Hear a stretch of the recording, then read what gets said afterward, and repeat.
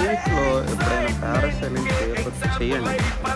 ఆ థ్రిల్, ఆ ఎక్స్‌పీరియన్స్ చేస్తేనే వస్తది.